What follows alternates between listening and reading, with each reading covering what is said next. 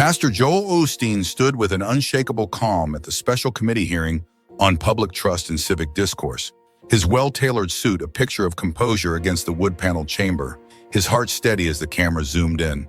Just moments earlier, politician Kamala Harris had unleashed a blistering attack, her voice cutting through the room. Pastor Osteen's message is a dangerous distraction, and his influence is unfit for the public square. The chamber erupted, some committee members nodding vigorously, others shouting objections, the committee chair struggling to maintain order. Osteen, gripping his notes lightly, eyes fixed and unwavering, didn't flinch as millions watched live. Harris, a politician with a formidable background as a prosecutor and decades of political experience, smirked confidently, certain she'd cornered the renowned spiritual leader. But Pastor Osteen, armed with his profound understanding of human nature and rhetorical skill, saw this moment for what it was. Not just an attack, but an opportunity to expose the politician's inconsistencies on national television. And he calmly reached for the microphone, a slight knowing smile crossing his face. This wasn't just another committee hearing. This was about to become Joel Osteen's moment to turn Harris's ambush into a historic takedown that would reverberate through the world of public discourse. Before we dive deeper into this explosive confrontation, hit that subscribe button and drop a comment telling us where you're watching from. You won't want to miss what happens next in this remarkable public showdown. The tension in the hearing room was palpable as the C-SPAN cameras panned across the chamber. Politician Kamala Harris sat with perfect posture, her demeanor confident and sharp. The prominent politician had built her reputation as a formidable prosecutor and skilled debater, regularly appearing on national platforms to advocate for specific policies and political positions. Today, she'd come as a special witness to the Committee on Public Trust and Civic Discourse, ostensibly to discuss the impact of public figures on societal cohesion. "Thank you, Mr. Chairman," Harris began, her voice carrying the polished tone of someone who'd spent decades in courtrooms and press conferences. "I'm here today because Americans deserve truth and accountability from all who seek to influence them." But it quickly became clear that Harris had another agenda entirely. Rather than sticking to the hearing's stated purpose, she pivoted to a direct attack on several high-profile figures, saving her sharpest barbs for pastor, television preacher, businessman, and author Joel Osteen. "And Pastor Osteen," everybody continued, her tone shifting to one of barely disguised contempt, "who preaches a gospel of prosperity while his organization reaps immense wealth. He presents himself as a spiritual guide, yet his message often sidesteps the critical issues facing our nation, focusing instead on personal enrichment and feel-good platitudes. We need leaders who engage with the difficult truths, not those who offer comforting distractions." Some committee members nodded approvingly, while others began objecting loudly. The chairman gavelled repeatedly, struggling to maintain order as Harris continued her unexpected assault.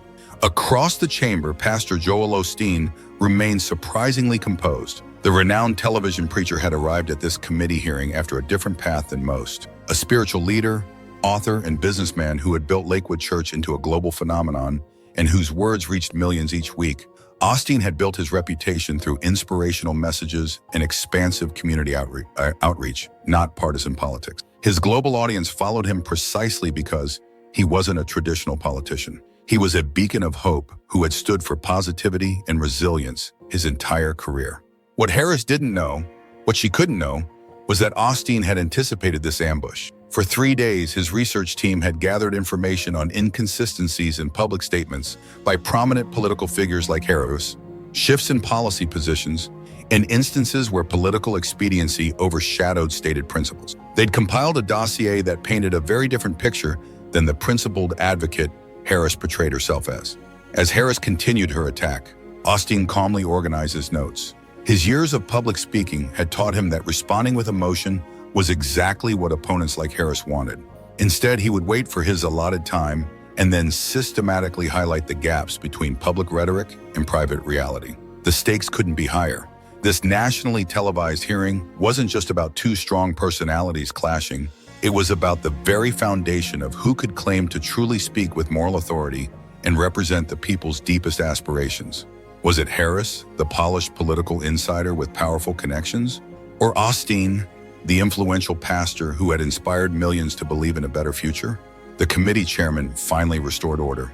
Politician Harris, please confine your comments to the topic of today's hearing. Pastor Osteen, you'll have your 5 minutes for questions shortly. Osteen nodded respectfully, but those who knew him recognized the look in his eyes. It was the same expression he had worn on stage, just before delivering a message that resonated deeply, moving countless individuals. He wasn't angry, he was focused. And politician Kamala Harris had just made the biggest mistake of her political career by underestimating him. Pastor Osteen, you are recognized for 5 minutes, announced the chairman. As the chamber quieted down, all eyes turned to Pastor Osteen, who thanked the chair with remarkable composure, considering Harris's unprovoked attack. Politician Harris, Osteen began, his voice measured and clear. Before I address the actual topic of this hearing, I feel compelled to correct some mischaracterizations you've made about my ministry and public service. Harris's expression remained confident, even slightly amused, clearly expecting an emotional outburst that would reinforce her portrayal of Osteen as an out-of-touch spiritual leader. You mentioned my focus on personal enrichment, suggesting a lack of engagement with difficult truths. Osteen continued, I find it interesting that someone who has consistently championed political solutions would feel qualified to judge spiritual effectiveness. But let's talk about public trust and accountability. Osteen picked up the first document from his folder. While I've been working to inspire hope and build community, I couldn't help but review your tenure in various public offices. Would you agree that a public servant's primary responsibility is to uphold the truth for the people they serve, not to advance special political interests? Harris shifted slightly. Of course, I've always served the American people faithfully. That's interesting, Osteen replied, his tone unchanged but his eyes intensifying.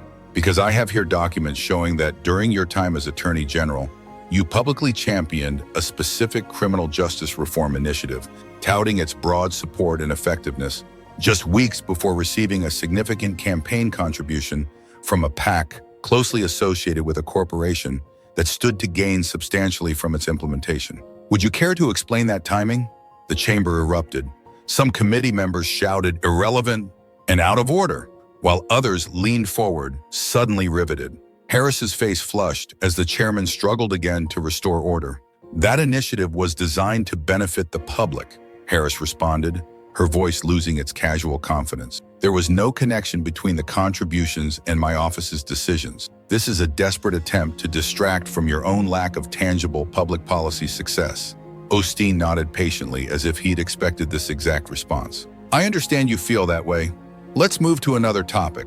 You presented yourself today as a champion of public integrity. During your various campaigns, how many specific policy promises did you make that were later significantly altered or abandoned without public explanation?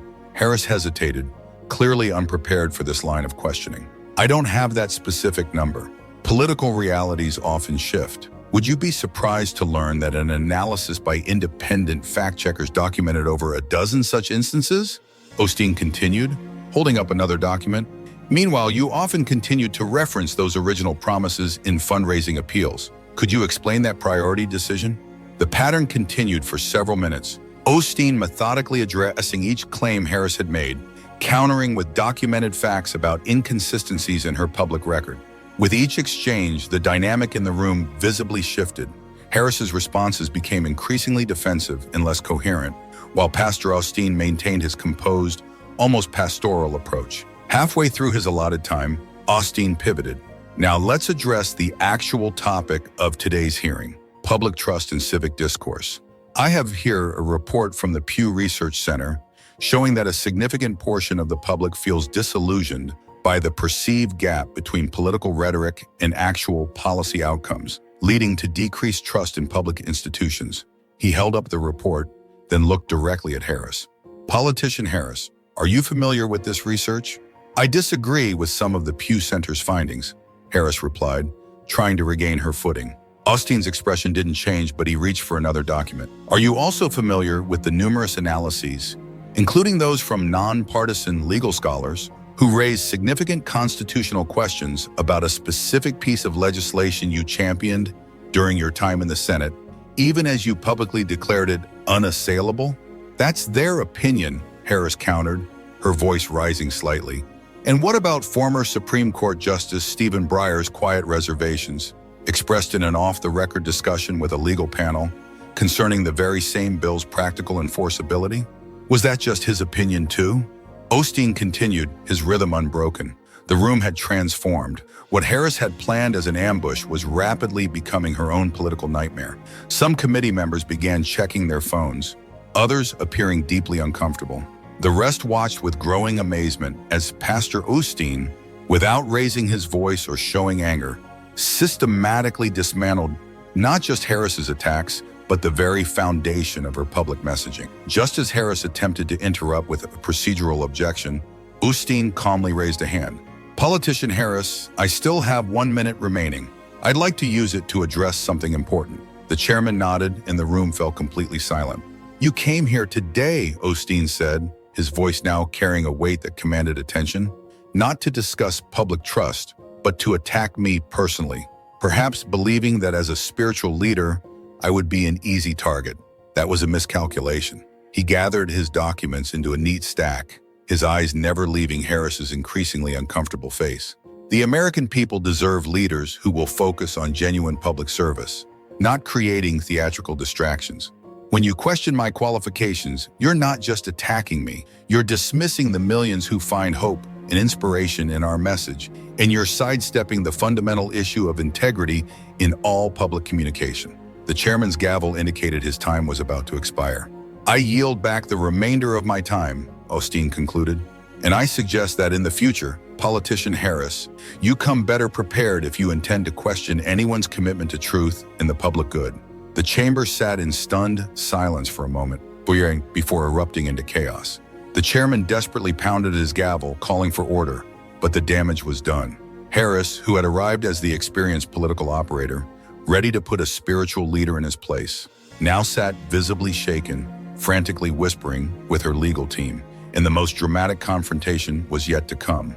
The hearing continued with other committee members' questions, but the energy in the room had fundamentally changed. Some committee members largely avoided engaging directly with Harris, sticking to general talking points rather than risking another damaging exchange. Other members, sensing blood in the water, began asking increasingly pointed questions about Harris's public record and the inconsistencies Osteen had highlighted. Throughout it all, Pastor Osteen sat quietly observing, occasionally making notes, but otherwise maintaining the same composed demeanor. Those watching closely noticed he had positioned a single document apart from the others, a sealed envelope he hadn't yet referenced.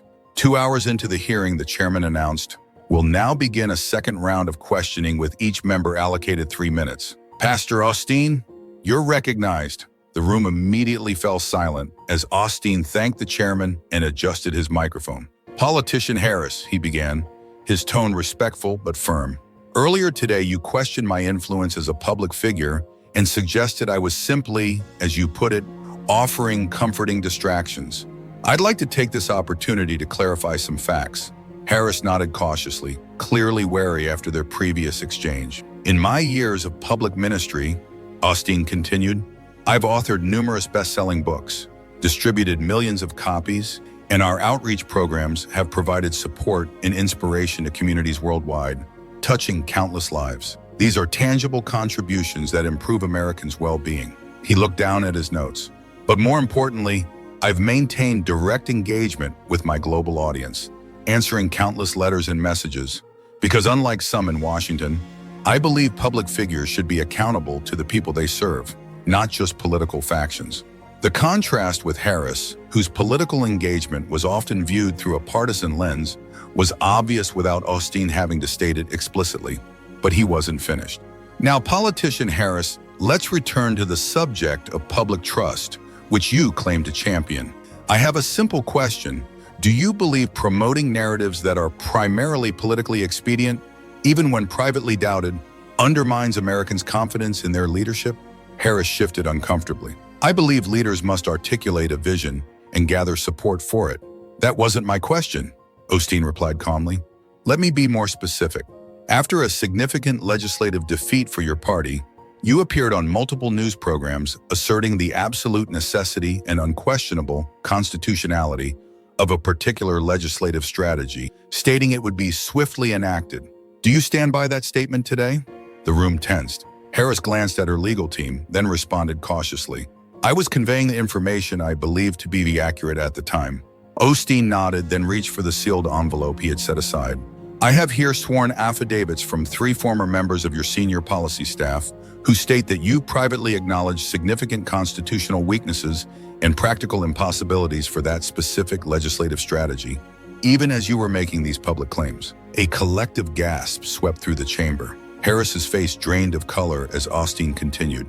These individuals have agreed to testify under oath if necessary. They describe specific conversations where you admitted the legislative strategy was, in your words, legally a long shot, but politically necessary to demonstrate resolve. Would you like to amend your previous statement? Harris's legal team immediately huddled around her, urgent whispers filling the momentary silence. When Harris finally spoke, her voice had lost all its earlier confidence. I would like to clarify that my statements were based on evolving information that, yes or no, politician Harris, Osteen interrupted, his voice still measured, but now carrying undeniable authority. Did you knowingly promote claims about that legislative strategy that you recognized were unsupported by legal and practical realities? The committee room was completely silent, the tension almost unbearable. Harris's legal advisor whispered something urgent in her ear, but she seemed frozen. I was advocating for proper consideration of concerns raised by many Americans, she finally managed. Osteen let the non-answer hang in the air for a moment, then delivered the knockout blow. Politician Harris, I have here a transcript of your private remarks to donors at a closed-door Democratic fundraiser on March 12, 2021, where you stated, and I quote, between us, this particular legislative push, while legally ambitious, is essential for demonstrating commitment to our voters and for vital fundraising. Would you like to explain that statement to this committee? The chamber erupted into chaos. Some committee members openly gasped while others looked stunned and betrayed. The chairman pounded his gavel repeatedly, but the moment had transcended normal procedural control. Harris, visibly shaken, turned to her legal team in panic. Her microphone caught her urgent whisper. How did he get that? That was a closed-door event. Osteen waited patiently as order was gradually restored. When he spoke again, his voice was quiet but carried throughout the silent room. Politician Harris, you came here today questioning my influence and integrity, but it seems the real question is whether you have used claims you knew to be politically expedient, but legally and practically dubious, to mislead the American people and undermine our civic discourse for political and financial gain. He gathered his documents, looking directly at Harris, with an expression not of triumph, but of profound disappointment. The difference between us isn't experience or qualifications. It's that I believe public service, in any form, is about honesty and accountability, not performance and personal advancement. You questioned whether my message belongs in the public square. I suggest the American people will question whether you should ever again claim to speak on their behalf. As Osteen yielded back his remaining time, the impact was immediate and overwhelming. Social media exploded with clips of the exchange. Osteen exposes Harris trended nationwide within minutes. News alerts lit up phones across the chamber as major networks interrupted regulars' programming to cover what was rapidly being called the most devastating public testimony takedown in modern history. Harris, once the confident accuser, now sat silently as her political credibility crumbled in real time before a national audience. The remaining committee members, sensing the historic nature of what they just witnessed, largely declined their questioning time. When the chairman finally adjourned the hearing, Osteen rose calmly, gathered his materials, and walked out without looking back, leaving behind a politically diminished Kamala Harris in a public discourse landscape forever changed by what had just transpired. The aftermath of the Osteen-Harris confrontation spread through Washington and beyond like a political tsunami. As pastor, television preacher, businessman, and author Joel Osteen exited the hearing room, he was met by a wall of reporters shouting questions, camera lights illuminating the corridor. Unlike most public figures who would seize such a moment for extended remarks, he simply stated, "Today, we saw the difference between political theater and authentic public engagement. I hope Americans reflect on which they want from all who seek to lead them before continuing to his waiting vehicle." Inside the hearing room, politician Kamala Harris remained seated long after adjournment, surrounded by her increasingly concerned legal team. The C-SPAN cameras, still rolling, captured her stunned expression as aides frantically worked phones trying to develop a damage control strategy. When she finally rose to leave, reporters shouted questions about the donor transcript and staff affidavits, but Harris hurried past without comment, her face a mask of barely contained panic. Within an hour, Osteen exposes Harris and Harris in crisis were the top trending topics nationwide. Video clips of the exchange spread across all platforms at unprecedented speed.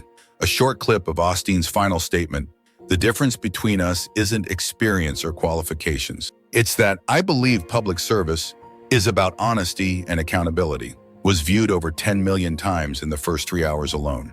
All news networks immediately rearranged their programming schedules. CNN's banner headline read, "Osteen Confrontation, Pastor Highlights Harris's Political Contradictions." Even networks typically aligned with Harris ran with "Explosive Committee Hearing, Harris Faces Serious Allegations." The political fallout came swiftly and from all directions. By evening, a prominent Democratic think tank issued a statement distancing itself from Harris's specific legislative strategy, claiming the initiative referenced had been one among many perspectives discussed, and that they had no record of the specific remarks attributed to politician Harris. Political analysts noted the careful wording didn't actually deny the comments, only the organization's responsibility for them. Several Democratic senators who had previously worked closely with Harris issued carefully worded statements, expressing concern about the serious allegations raised and calling for full transparency. Behind the scenes, according to Cap Hill staffers, Democratic leadership was in crisis mode, worried about how the revelations might affect ongoing legislative efforts and fundraising. For politician Harris personally, the consequences were immediate and severe. 3 advocacy organizations where she held honorary board positions announced she would be stepping down to address these concerns. A scheduled appearance on a prominent national talk show was abruptly canceled. Her social media accounts went silent after a brief statement claiming Osteen's allegations were taken out of context and politically motivated, a response widely criticized for failing to specifically deny any of the documented quotes. The 3 former staffers referenced by Osteen remained anonymous, but their legal representation confirmed they stood ready to testify under oath if necessary. These individuals came forward at great personal and professional risk because they believed the American people deserved the truth, their attorney stated in a press release that further damaged Harris's already crumbling credibility. Meanwhile, pastor, television preacher, businessman, and author Joel Osteen's influence soared overnight. Religious and civic leaders who had previously viewed the television preacher as promising but perhaps too focused on personal spirituality now recognized his exceptional moral clarity and strategic abilities. Morning shows competed for interviews, which Osteen largely declined, focusing instead on his ministry and public engagements. "I didn't come to Washington to be a celebrity," he told the few reporters he briefly addressed. "I came to stand for truth and integrity in all public life." The impact extended far beyond the 2 individuals involved. Political scientists and media commentators began describing the confrontation as a potential inflection point in American public discourse, a moment when performance and personal attacks were overwhelmingly rejected in favor of factual accountability. "What we witnessed wasn't just one public figure outmaneuvering another," noted a prominent political analyst on CNN's evening broadcast. "It was the triumph of preparation over performance, substance over style." Pastor Osteen didn't just win a public exchange.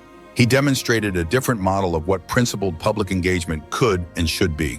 3 days after the hearing, a detailed investigative piece by the Washington Post corroborated much of what Osteen had revealed, publishing additional evidence of Harris's private contradictions of her public statements. The article cited multiple sources confirming Harris had been part of strategy sessions where the practical and legal vulnerabilities of certain legislative pushes were openly acknowledged even as public messaging continued to claim otherwise. In Osteen's global audience, his ministry was flooded with supportive messages and invitations. Online engagement was overwhelmingly positive, with one headline reading, "Pastor shows Washington how it's done." His public approval rating jumped significantly in post-hearing polling. For Harris, the career implications appeared increasingly dire. Legal experts began discussing potential ethics violations and whether her contradictory statements could constitute misleading the public. The Bar Association received multiple complaints requesting review of her law license based on potential violations of professional conduct standards. Former allies quickly created distance, with several claiming they had always had reservations about some of her more ambitious political strategies. 1 week after the hearing, the House Ethics Committee announced a preliminary investigation into the allegations raised about deliberate misinformation being presented to the American public by a sworn witness. While Harris was not a current government official at the time of the testimony, the committee's unusual steps signaled the seriousness with which Congress was treating the matter. Perhaps most significantly, a broader conversation began emerging about the responsibilities of all public figures in maintaining democratic norms and institutions.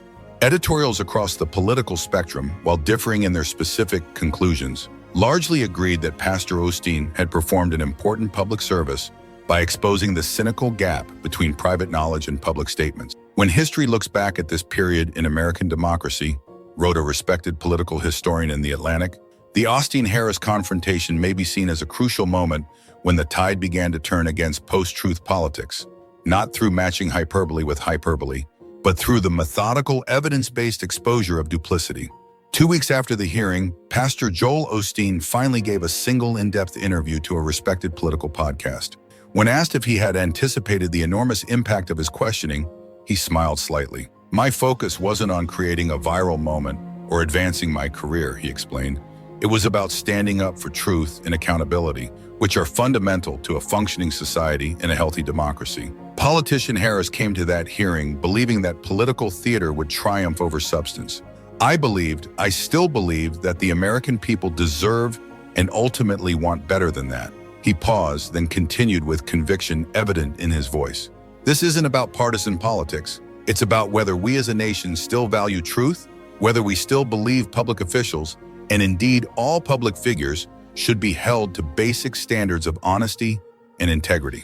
The response to that hearing suggests many Americans, regardless of political affiliation or spiritual belief, are hungry for that kind of accountability. As the interview concluded, Osteen was asked about his future plans.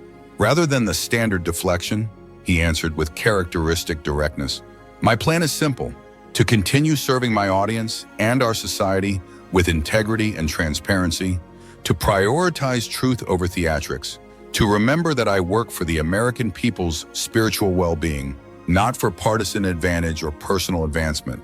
And he smiled. If more of us in public life committed to those principles, imagine how much stronger our democracy would be. 3 months after the hearing, politician Kamala Harris had largely disappeared from the national political stage, her credibility irreparably damaged. Pastor Joel Osteen, meanwhile, had translated his newfound national platform into an even broader impact, launching a nonpartisan initiative focused on promoting truth and transparency in public discourse, and ironically collaborating with civic organizations on educational programs about political accountability, an unexpected legacy for what had begun as Harris's attempt to diminish him. The most lasting impact, however, was on political and public discourse itself. The Osteen Standard, as it came to be called by political observers, referred to the expectation that public figures, regardless of their profession or sphere of influence, could and should be held accountable for the consistency between their private acknowledgments and their public claims. In committee hearings, television appearances, and public forums, politicians and other influential individuals increasingly faced versions of what became known as the Osteen question. Do your private statements match your public positions? What had begun as a calculated attack by a seasoned political operator against a renowned spiritual leader had transformed into a watershed moment in modern public history. A powerful reminder that in a healthy society, truth still matters, accountability still matters, and no amount of political theater can ultimately overcome the power of integrity backed by irrefutable evidence. Thanks for joining us for this remarkable story of public confrontation and accountability. If you found this analysis valuable, please hit that like button and subscribe to our channel for more in-depth coverage of the most significant moments in American public life. Drop a comment below with your thoughts on this historic exchange and what it means for the future of public discourse in our country. We'll see you in the next one.